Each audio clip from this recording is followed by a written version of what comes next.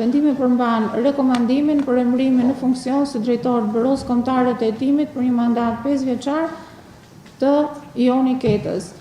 Vendimi shoqërohet nga relacioni përmbledhës, i cili përmban procedurën e përzgjedhjes së kandidatit fitues për pozicionin e mësipër, procedurë e cila është zhvilluar në 6 faza, duke filluar me analizimin paraprak të aplikimit, vizitën mjekësore dhe testet për aftësinë fizike, provimin e zgjeruar me shkrim lidhur me eset që kanë dorëzuar dhe testin për arsyetimin logjik, testin e poligrafit dhe intervistës, verifikimin e figurës dhe deklarimin e pasurisë dhe identifikimin e kandidatit fitues, trajnimin dhe propozimin për emërim.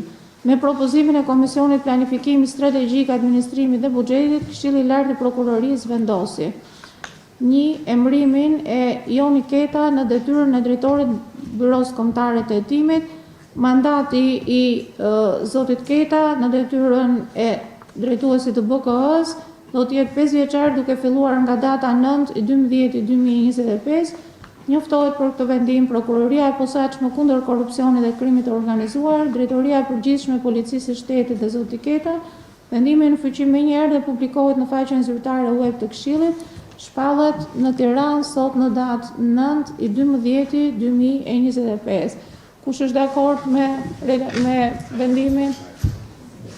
Atëherë me 11 vota pro, asnjë kundër, miratohet.